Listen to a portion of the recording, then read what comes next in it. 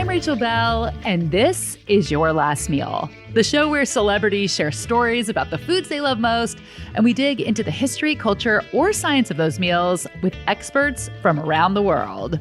Today, I am re-airing an interview with Dorie Greenspan, cookbook author, 5-time James Beard Award winner, and beloved baker. Dorie just released her 15th cookbook, Dorie's Anytime Cakes. And she loves sweets so much, for her last meal, she wants to have dessert first, which we will learn is a much accepted practice in the world of Ayurveda, a 5,000-year-old Indian medical system. Later in the show, an Ayurvedic counselor will join the show to tell us more. And when it comes to meals, are you a creature of habit? Donald Gorske certainly is. He secured a world record back in 1999, which he still holds today, for eating the most Big Macs. Donald has eaten more than 35,000 Big Macs, and he eats at least 2 every day. You are not going to want to miss this interview. But first, my in-studio conversation with Dorie Greenspan from 2019.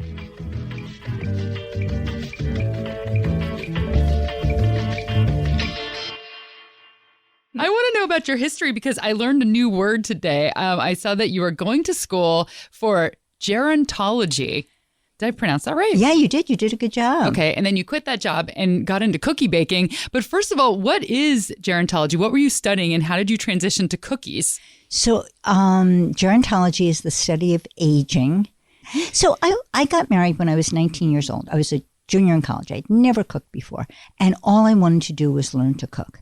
And so I cooked and I baked and I cooked and I baked and I got a job and I went to graduate school and got this degree in gerontology. And when it actually, all but dissertation. I couldn't face finishing. I didn't want to do this. I couldn't face going back to work. And my husband said, why don't you get a job baking? You love baking. I had no skill, no training, no talent, but I did get a job baking. I got fired a month later, but that's a whole other story. So the transition really was from following a very set traditional course to saying, hey, this isn't what I want to do. Yeah. And starting to bake. The reason that you didn't cook until you got married stemmed from something kind of traumatic that happened in your childhood. Well, it was yes, my poor mother. I burned the kitchen down. Like completely burned to the ground? No, kind of the cabinets above the oven, trash, the seal. Yeah, and it had just been renovated. I tried to make frozen. I had never cooked anything. I wanted to make frozen French fries for my friends, and so it said fried, and I thought you need oil, and I put a big pot of oil up to boil. It's a tongue twister. Put a lid on it, and when I took the lid off, out came these. They were amazing flames. They were blue, they were yellow, they were orange, and we called the fire department. So you got the marshmallows out and you made s'mores instead. Oh. So I hadn't cooked before.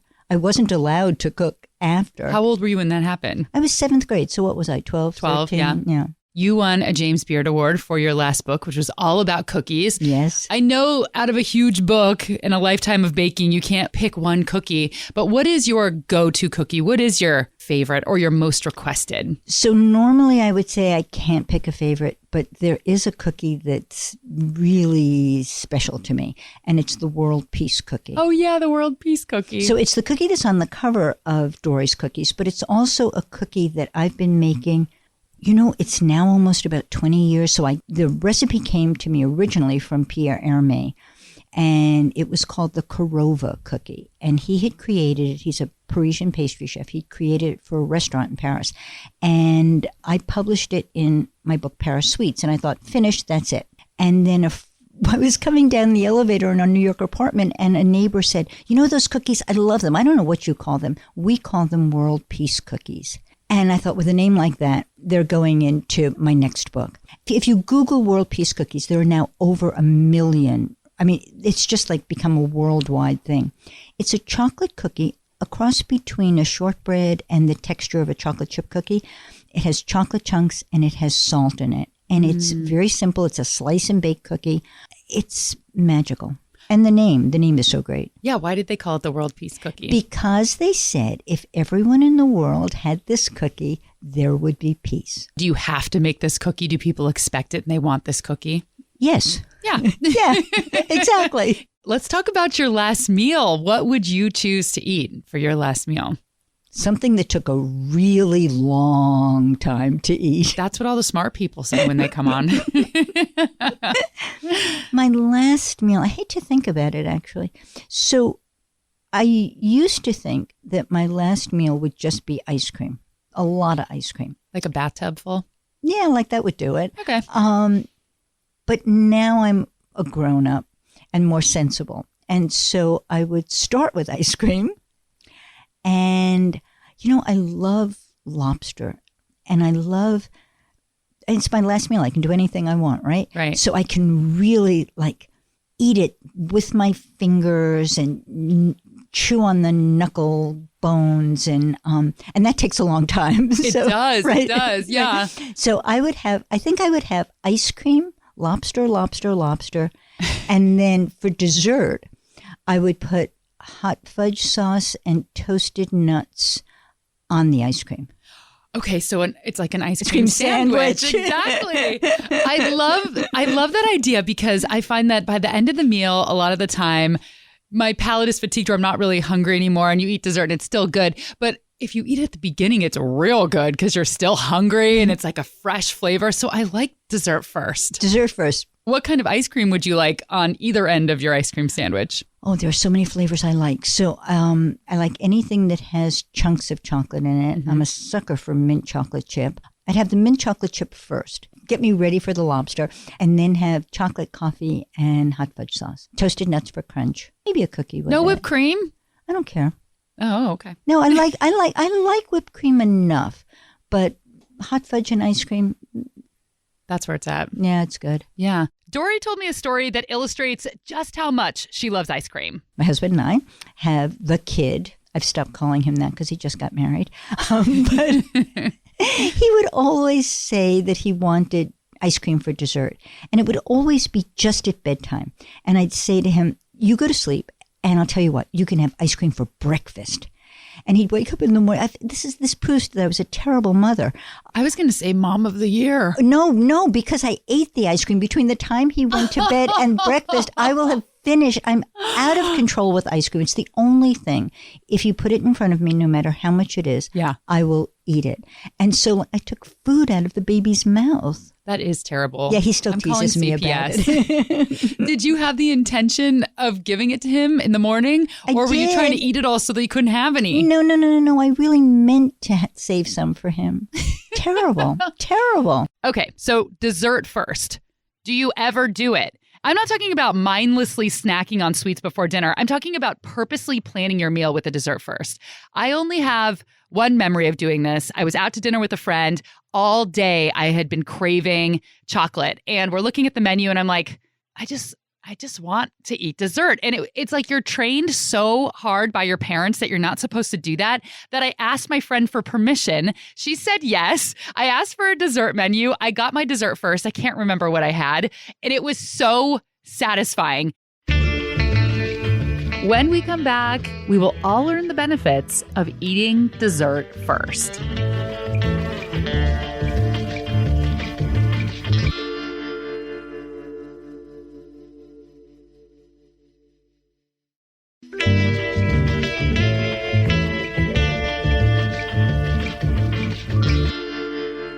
If your childhood was like my childhood, you had to finish your dinner before you could have dessert. Was your childhood like this, Aaron Mason? Oh, yeah, very much so. Had to clean the whole plate. Yeah. And either you were the kid who sat there for hours crying because you didn't finish and you never got dessert, or you horked the whole thing down and almost choked to death just to try to get to your milk and cookies. Well, it turns out maybe our parents were wrong. Eating something sweet before a meal might actually be good for us. Jody Boone is an Ayurvedic counselor and therapist in Seattle. She's also my yoga teacher. And you may remember her and her very soothing voice from the Nikki Bloom episode. That's when she explained Ayurveda, an ancient Indian way of living that translates to the science of life.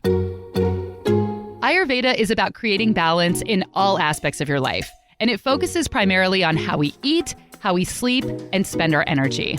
So depending on your body type, your temperament, your gut health, if you run hot or cold, it prescribes you certain foods.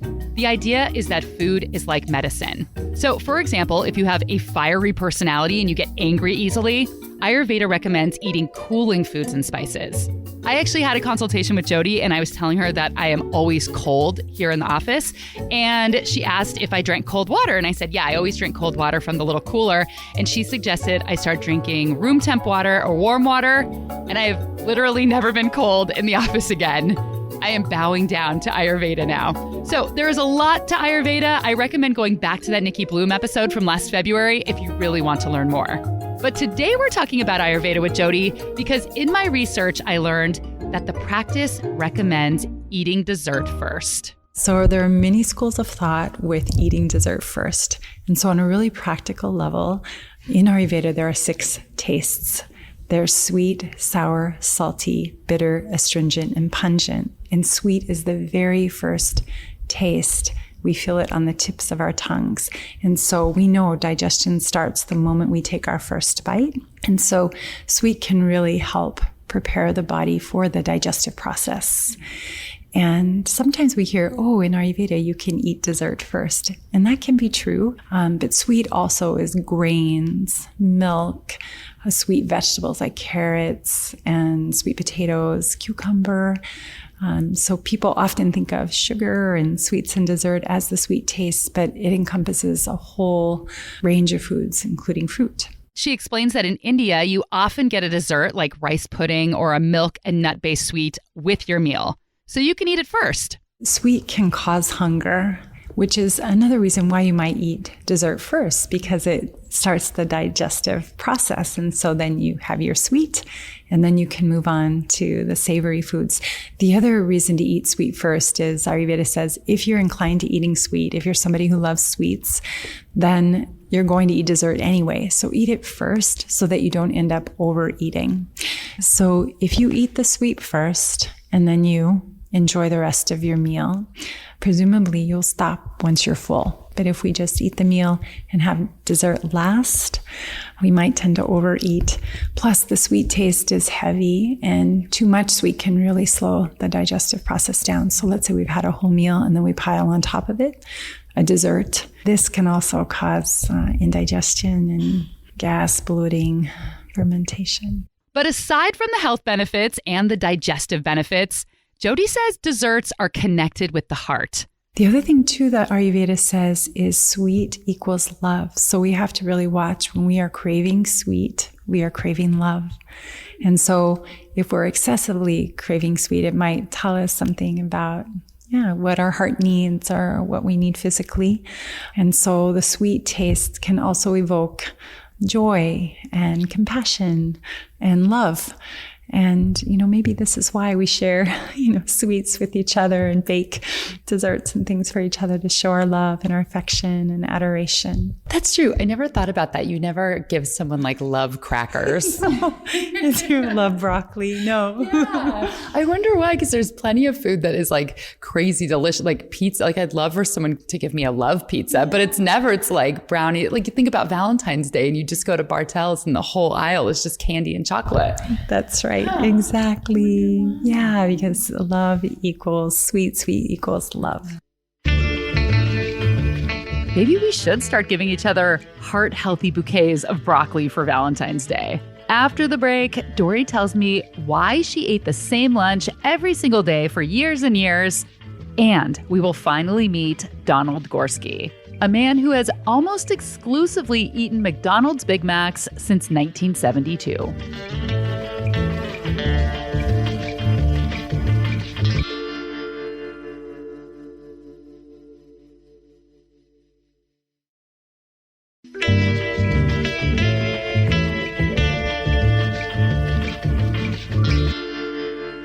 Greenspan wants mint chip ice cream, lobster, and then an ice cream sundae with hot fudge and toasted nuts for her last meal.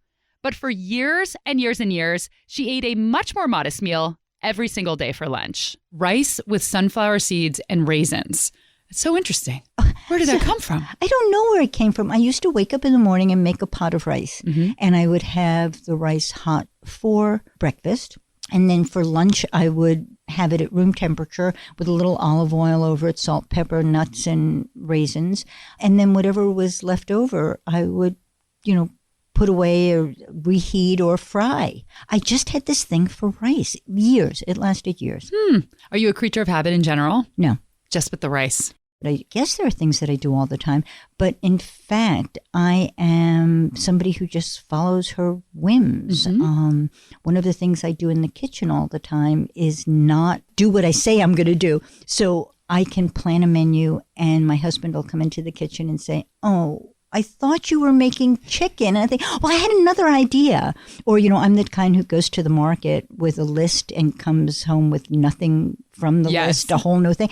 So I'm not really a creature of habit, but lunch, yeah. Yeah, with lunch makes it easier. I mean, you're probably coming up with recipes all the time. And so it's like one less thing you have to think about is your lunch. I don't know. You know what? I also liked it.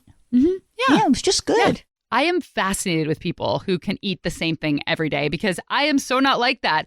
I have tried to be one of those meal planning people that you read about in women's magazines where you're supposed to make a big pot of something on Sunday night and eat it throughout the week. And by Wednesday, I hate this dish. I can't eat it anymore. I literally don't eat it ever again sometimes because I'm so sick of it. But Donald Gorske takes the cake in the creature of habit department, even though he never eats cake because he only eats Big Macs. Let's start at the beginning. When did you have your first Big Mac? I had my first Big Mac on May 17th, 1972, and it was the day I got my first car. And when I got my first car, the first place I wanted to go was McDonald's, and then I went to McDonald's and I bought 3 Big Macs, and I ate my 3 Big Macs through the cartons in the back seat, and I ended up coming back a couple more times that day for 3 each time, so I actually ate 9 Big Macs on May 17th, 1972. And then I just started eating Big Macs every day ever since. And what prompted that? Why did you start eating them every day? And why were you eating so many?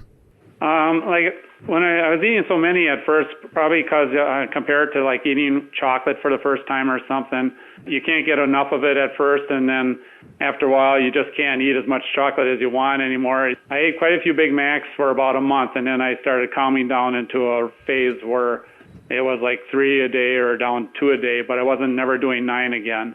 What got me started on it is just that Big Macs are my favorite food, and there's nothing better in the world, and so I just wanted to be able to eat my favorite food every day. Were you still living with your family when you got your car in 1972? Yes, I was. My mom later on made me promise to eat just 1 a day for a while there, and she was a little bit worried about me just eating those all the time. So there was a span of about maybe, I think it was 6.5 years where I just ate 1 a day because she told me to try other foods and stuff like that. And then when in 1981, it was I think April 1st, she said that if they didn't kill me by now, that I could go ahead and start eating 2 a day again if I wanted to. So it's been pretty much 2 a day ever since. And so I understand now you don't always go out for a fresh one every time. You keep some in the freezer. Is that true? That's right. I only go to McDonald's twice a week. I don't like waiting in line for food and stuff. So like today was Monday, so I bought 6 Big Macs. So that's good for Monday, Tuesday, Wednesday. And then on Thursday, I always buy 8. And then that's my Big Macs for Thursday, Friday, Saturday, and Sunday. I've acquired a taste for microwave Big Macs. So I like eating them like that. And other people might go yuck, but it's just an acquired taste I've had ever since 72. Since 1972, Don has eaten more than 30,000 Big Macs. He keeps track of his purchases in a little notebook. He saves all the receipts and all of the boxes that the burgers come in. It's just another one of them compulsions of mine that I can't help. I'd have to say in the house right now there's got to be well over 20,000 Big Mac cartons. I also have saved every receipt that it gave me, but a lot of people don't realize that receipts started at my McDonald's on October 20th, 1994. So there's quite a few years that McDonald's never even had receipts. So the only way I could prove my count and stuff like that was to save the cartons. Don has a wife and kids, but they aren't slaves to the golden arches like he is. He proposed to his wife in a McDonald's parking lot, and he used to take his 2 sons on his Big Mac missions when they were kids, but it's kind of like the idea that if you don't want your kids to smoke, you'd make them smoke a whole pack of cigarettes so they never want one again. He didn't do this intentionally, but by taking his kids to McDonald's so much, he says they just lost interest. They are not McDonald's people. And on a daily basis, Don's wife Mary eats her own meals, and Don eats his Big Macs, even on Christmas. But there have been a handful of days when you couldn't have a Big Mac, right? There's 8 days that I missed out of the 46 plus years. The first time was 1982 because of a snowstorm, and I worked my way over to the McDonald's, but they never opened, and so that got me into the habit of keeping them in the extra ones in the refrigerator or extra ones in the freezer or whatever. The second one I missed, it was the day my mom died. It was just a dumb promise I made my mom that I wouldn't eat one on the day she died. That way I'd never forget the date. And then I missed 3 because of traveling. It's hard to believe you can travel around the United States and not hit a McDonald's for 600 miles, but that happened to me about 3 times. And then a couple of times I missed because of work. Because I work as a prison guard, it's kind of like the military. So if they tell you you have to stay, then you have to stay. And so them are days I couldn't control, so them don't bother me as much. And then the last one I missed was November 23rd, 2000. That's the last day I missed, was more than 18 years ago, and that was Thanksgiving Day. And of course, everybody knows McDonald's was closed on Thanksgiving. I thought there was more Big Macs in the freezer, but I was wrong. There was none. And so my family was very patient with me that day because I got really hyper and stuff like I usually do. And even though all the McDonald's were closed, they let me drive to them all and just check the door at all of them to see if they were closed. So it's something that bothers me only for that day, and then after that day is over, then everything's back to normal. But for a day, if I'm going to miss, I get really hyper and stuff like that. Does the same thing happen if any of your other routines change? You said you're very ritualistic in other parts of your life as well. Not so much. Like I say, I'm pretty good at not letting other things bother me so much. Food's kind of important to me. Don says he has other rituals in his life, other habits. And there is one other thing that he does every single day that is particularly endearing. Like in my mornings now, I write a letter to, there's like eight widows and widowers that I used to work with, and I write them a letter every day. So first thing I do in the morning after I get all going and stuff like that, I write a letter to all of them, and then I go out on my errands, and I go mail the letters. They love the letters because, I got a warped sense of humor from working in a prison so many years. So they get a kick out of my letters, and I appreciate that. And so if they like them, I'll keep them coming. It's funny, if they miss a day of a letter or whatever, they'll call and say, "You aren't going to stop writing me letters, are you?" So it's kind of nice that they want them to keep coming. Yeah, that's funny. Okay, so at this point, I'm sure you're wondering, what's up with Don's health? Is he just a walking Big Mac? Are his veins filled with American cheese and special sauce? His doctors say that he is fine.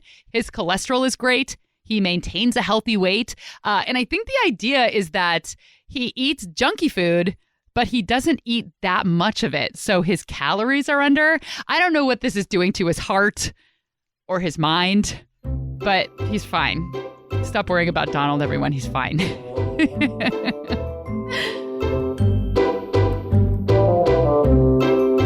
Now, before we wrap up, let's check back in with Dorie.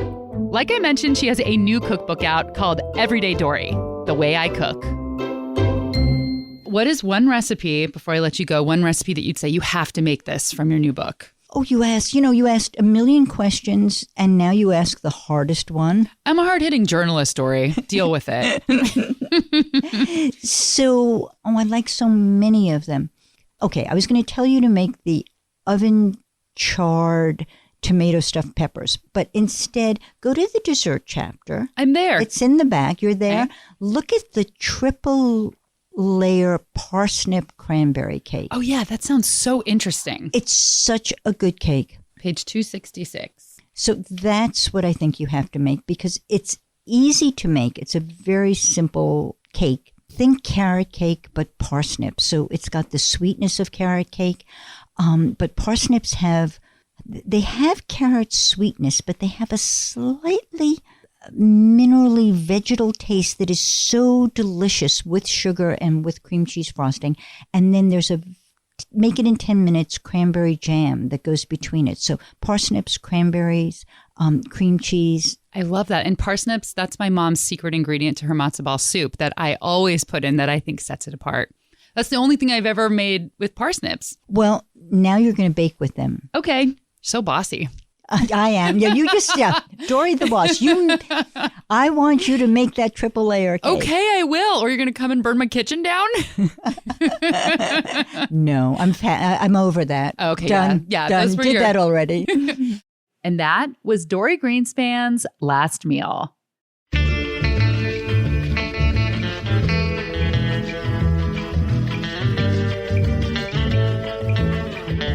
Dorie's newest book, circa 2025, is called Dorie's Anytime Cakes.